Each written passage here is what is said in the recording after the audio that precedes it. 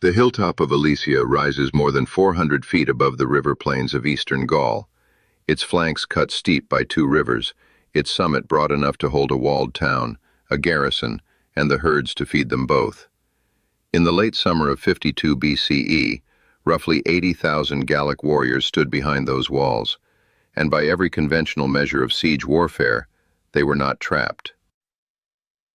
They were bait. Their commander, a young Arvernian noble named Vercingetorix, had chosen this hill deliberately because he understood something about the Roman army camped below him that its own general seemed determined to ignore. Julius Caesar had perhaps 50,000 legionaries and auxiliaries. He was hundreds of miles inside hostile territory, at the end of a supply line that no longer existed, surrounding a fortress that held more fighting men than his entire force. And somewhere beyond the horizon, the largest army Gaul had ever assembled was already gathering to close the ring behind him. When it arrived, Caesar would be the one surrounded, pinned between a fortress he could not storm and a relief force that, by his own count, outnumbered him roughly 5-1. Every Gallic chieftain who joined that relief army believed they were marching to an execution. The trapped Roman army would be crushed between two forces, the revolt would succeed, and Rome's decade of conquest in Gaul would end in a single afternoon. Instead, over 4 days of fighting, that trapped army destroyed everything sent against it, broke the largest coalition in Gallic history, and ended the independence of an entire civilization. So how does an army that is surrounded, outnumbered, and cut off transform its own encirclement into the most efficient killing ground of the ancient world?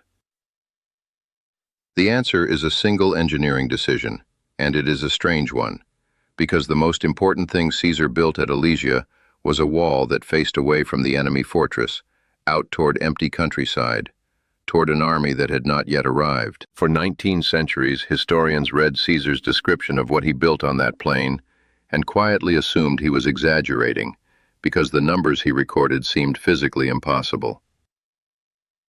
Then, in 1861, someone started digging, and what came out of the ground is worth staying for. There is also an order Vercingetorix gave in the final weeks of the siege, an order Caesar records almost in passing, that tells you more about the price of this battle than any casualty figure. We will get to both. Here is what this episode covers, piece by piece. First, the exact engineering of the double wall, roughly 11 Roman miles of fortification on the inside, and 14 more on the outside, raised by men digging in shifts while under attack, in about 3 weeks. Second, the 3 layers of hidden traps buried in front of those walls, devices so vicious the legionaries gave them mocking nicknames, including one they called the Lily. Third, why Vercingetorix, holding 80,000 men in a strong fortress, deliberately allowed himself to be besieged, and what his actual plan was, because it was far better than it looks. Fourth, the 4-day battle itself, in which a relief force Caesar numbered at nearly 250,000 men threw itself at the outer wall and came apart. And fifth, the one genuine weak point in the entire Roman line, a gap on a hill to the northwest that the Gauls found, attacked in strength, and very nearly used to end Caesar's career and his life on the same afternoon. Almost everything we know about Alesia comes from Caesar's own commentaries on the Gallic War, written by the man who won, which is a fact worth holding on to throughout. Where his account can be checked, this episode checks it, against the later Greek and Roman writers, against modern scholarship, and against the excavations at Mont-Auxois in Burgundy, the site most archaeologists identify as Alesia itself. To understand why anyone was on that hill at all, you have to go back to the winter before. By 53 BCE, Caesar had spent 6 years subduing Gaul tribe by tribe, and the Gauls had learned the hard lesson of fighting Rome piecemeal. That winter, the tribes did something they had almost never managed before. They united. The man they united behind was Vercingetorix, son of an Arvernian chieftain, young, severe, and by Caesar's own grudging description a commander of unusual discipline.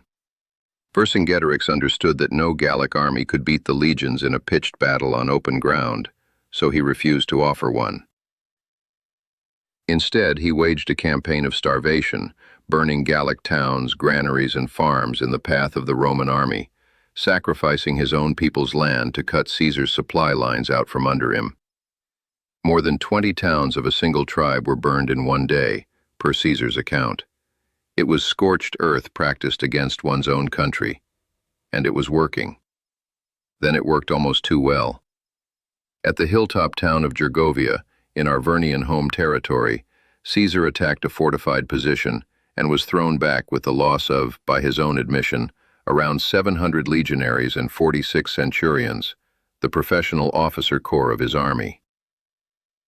It was the first clear defeat of Caesar's Gallic campaigns, and news of it brought even Rome's oldest Gallic allies over to the revolt. Vercingetorix now commanded the confidence of nearly all Gaul, and confidence is precisely what changed his strategy.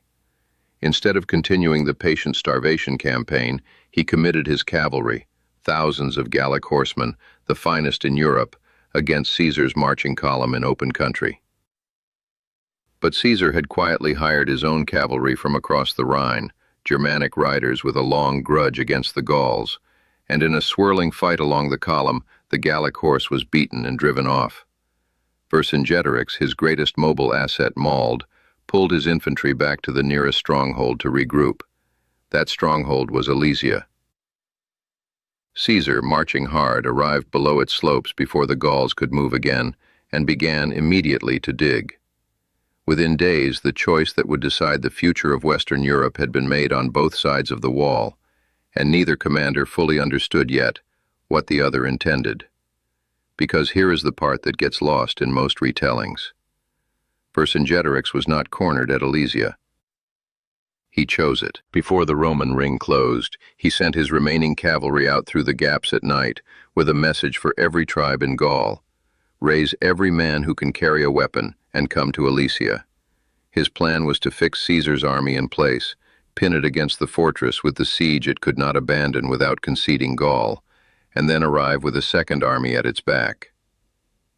The besieger would become the besieged. It was, on paper, close to unbeatable, and Caesar, watching those riders escape, understood exactly what was coming. What he did about it is the trick in the title of this video. A conventional siege wall is called a circumvallation, a ring of fortifications facing inward, penning the defenders in. Caesar built one, roughly 11 Roman miles around, about 10.5 of our miles, enclosing the entire hill and its river valleys. Per his own account, it included 23 forts, timber towers spaced at intervals of 80 Roman feet, a rampart and palisade 12 feet high, and in front of it 2 trenches, each 20 feet wide, the inner one flooded where the ground allowed, with water diverted from the rivers on the plain. That alone was an enormous work. Then Caesar ordered his exhausted legionaries to turn around and do the entire thing again, facing the other way. A second complete ring, around 14 Roman miles in circumference, ramparts, towers, trenches, and forts, facing outward, toward the empty horizon, built for an army that existed at that point only as a rumor. Military historians call this outer ring a contravallation, and the 2 rings together meant the Roman army now occupied a fortified corridor, a ring-shaped fortress of its own, sealed on both sides. Caesar had looked at the situation, an army about to be trapped between 2 enemy forces, and instead of escaping the trap, he had armored it. His men gathered 30 days of grain and fodder inside the corridor. Whatever came, they would fight from behind walls in both directions at once. But the walls were only the visible half of the system, and the invisible half is what turned the ground in front of them into a killing machine. Caesar knew that with his men stretched around 25 miles of combined fortification, any given stretch of wall would be thinly held, so the ground itself had to fight. In front of the trenches, his men dug rows of interlocked, sharpened boughs, whole branches fixed in 5-foot trenches with only the fire-hardened points showing, so tightly woven that pulling one out meant tearing your hands apart. The soldiers called them kippi, boundary markers, the kind you would put on a grave. In front of those, they dug 8 staggered rows of concealed pits, each 3 feet deep, each holding a sharpened stake as thick as a man's thigh, the whole pit covered with brush to hide it. A running warrior's leg went in. The stake went through the foot or the thigh. The legionaries, with a professional soldier's black humor, called these lilies, because the stake in its round pit looked like the flower, and in front of the lilies, scattered by the 1,000-foot-long blocks of wood with barbed iron hooks set in them, buried flush with the ground, which the soldiers called stimuli, spurs. Any attack on the Roman line would have to cross the spurs, then the lilies, then the chippy, then 2 20-foot trenches, then a 12-foot rampart under fire from towers, and it would have to do all of that twice if it hoped to actually relieve the fortress. Once through the outer ring, and once through the inner. This entire system, both rings, all of it, went up in roughly 3 weeks, while Vercingetorix's men sortied constantly to stop it. When historians doubted Caesar, this is what they doubted. Hold that thought. Inside Alesia, the arithmetic of the plan began to fail before the relief army could save it. Vercingetorix had counted his grain for 30 days, and the 30 days passed with the horizon still empty. Caesar records a council held inside the town, in which a noble named Critognatus argued, in a speech Caesar claims to reproduce, that rather than surrender, the defenders should sustain themselves on the bodies of those too old or too weak to fight, as their ancestors had allegedly done in an earlier war. We only have Caesar's word that the speech was given, and he had every reason to make his enemies sound monstrous, so treat it with care. What is harder to doubt is what happened to the civilians. Alesia was home to the Mandubii tribe, and their families, thousands of women, children, and elderly, were consuming food the garrison needed. Vercingetorix ordered them expelled from the town. They walked down the slope to the Roman inner wall and begged, per Caesar, to be taken in even as slaves, in exchange for food. Caesar refused. He would feed no mouths that might relieve pressure on the garrison. So the Mandubii remained in the open ground between the fortress and the wall, between their own people and Rome, and there, over the following days and weeks, they starved. Caesar records it in a few flat sentences and moves on. It is the order I mentioned at the start, and it tells you what both commanders had decided this battle was worth. Neither man blinked. Somewhere beyond the hills, the reason for all of it was finally on the march. The army that Gaul raised for Alesia was, by any measure, the largest the Gallic world ever fielded. Caesar itemizes the levy tribe by tribe, and arrives at a total of about 240,000 infantry and 8,000 cavalry. Modern historians almost universally consider that figure inflated, with serious estimates running from around 80,000 up toward the low hundreds of thousands. But even the skeptical numbers give the relief force a crushing advantage over roughly 50,000 Romans holding 25 miles of wall. Command was divided among 4 men, and that detail matters more than the numbers do. Commius of the Atrebates, once Caesar's own trusted ally, now his enemy. Viridomarus and Eporetorix of the Aedui, and Vercingetorix, a cousin of Vercingetorix. 4 commanders from rival tribes, with no rehearsal together, attempting the most complex operation in warfare, a coordinated assault synchronized with a besieged garrison they could not communicate with, except by watching for movement on the walls. When that army finally appeared and covered the plain west of Alesia with its camps, Caesar writes that the defenders on the hilltop erupted in joy. The trap Vercingetorix had designed was finally closed. Every Roman was now surrounded. The killing machine was about to be fed. The battle came in 3 waves across 4 days, and the first wave was cavalry. The Gauls sent their horse onto the 3-mile plain between the rings, and the Roman auxiliary cavalry rode out through the gates to meet them, with the fighting surging back and forth through an entire afternoon in full view of both armies, the fortress above and the relief camps beyond, each side roaring at every swing of the line.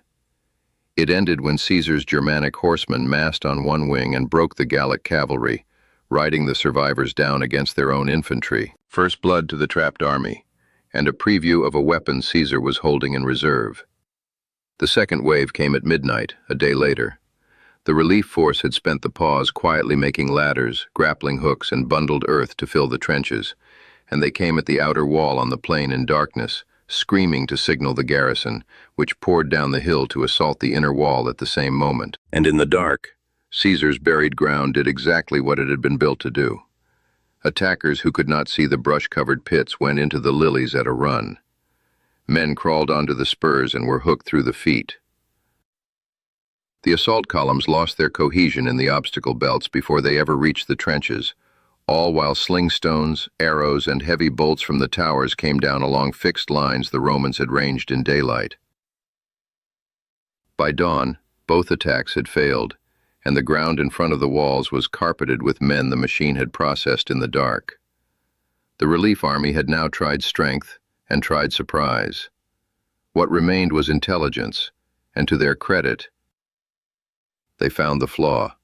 Because the Roman line did have a flaw. On the northwest side of Alesia stands a hill, Mont Rea, too large to enclose within the fortifications.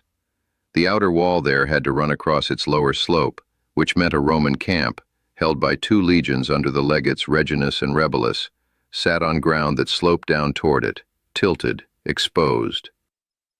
The one place where an attacker came downhill into the Roman works instead of climbing into them. Gallic scouts, questioning locals, found it.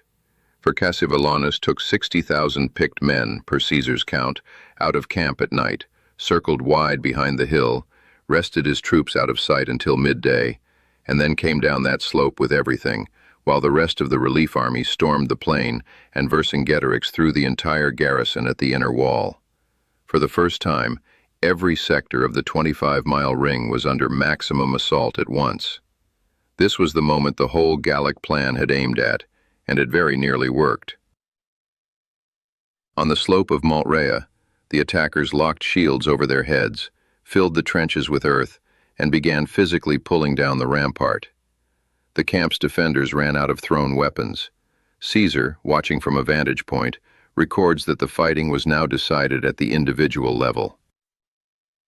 At the width of a sword, what saved the Roman army in the next hours was the one advantage a double-walled corridor gives a smaller force: interior lines. Caesar could shift reserves around the inside of his ring faster than the divided Gallic commanders could coordinate around the outside of it, and he spent that advantage ruthlessly. He fed cohorts to the crisis points one by one, first under the officer Labienus to the Mont Rea camp, then more under other legates as sections of wall began to fail. When the garrison's assault on the inner wall came close to breaking through in another sector, Caesar went there himself and threw it back. And then, with the Mont Rea camp still on the edge of collapse, he made the decision the battle is remembered for. He stripped men from quiet sectors, took his last reserve of cohorts and his Germanic cavalry, and rode for the breach in person, wearing the scarlet commander's cloak that every soldier on the field knew on sight. Caesar writes, without embarrassment, that his arrival was announced by the color of that cloak. The defenders at the breaking point saw it and held. The legionaries dropped their throwing spears and went in with swords, and while the fighting hung in balance at the wall, the Germanic cavalry which Caesar had sent out through a gate on the far side came around the outside of the hill and struck Cassivellaunus's 60,000 from behind. Attacked from the front by legionaries and from the rear by cavalry, on ground churned by their own dead, the elite of the relief army disintegrated. Cassivellaunus was captured. The rout spread down onto the plain, and the retreat became a slaughter as the horsemen pursued into the night. By morning, the relief camps were emptying, tribe by tribe, each contingent walking home. The largest army in Gallic history had ceased to exist as a fighting force in a single afternoon, broken against a fortification built by an army that was, on paper, hopelessly trapped the entire time. Which brings us back to the doubt and the digging. For centuries, scholars reading the commentaries treated Caesar's description of Alesia, the double ring, the 23 forts, the flooded trenches, the fields of lilies and spurs, as a general's self-flattering exaggeration, arguing that no army could build 25 miles of layered fortification in 3 weeks under attack. Then, beginning in 1861, the French Emperor Napoleon III, an obsessive student of Caesar, funded systematic excavations at Mont Auxois. His teams found the trench lines. They found the post holes of the palisades, Roman siege coins, weapons, and preserved in the soil, the pits, in staggered rows, exactly where Caesar said the lilies had been. Franco-German excavations in the 1990s refined the picture in an interesting way. The lines were real, but they were not uniform. Where rivers, slopes, or marsh already blocked an approach, the Romans economized, letting terrain do the work and concentrating the full trap system only where attack was actually possible. Which means the truth uncovered by archaeology is arguably more impressive than the boast. Caesar had not built one enormous wall by brute force. His engineers had read the ground and built precisely as much killing machine as each sector required, and not a foot more. The account historians doubted for 19 centuries turned out to be, if anything, a simplification. The day after the relief army broke, Vercingetorix called his surviving chieftains together inside Alesia and told them, per Caesar, that he had made war not for himself, but for the freedom of Gaul, and that they should hand him over in whatever manner would best appease the Romans. Caesar's own account of the surrender is a single, terse line, that Vercingetorix was delivered up and the weapons thrown down.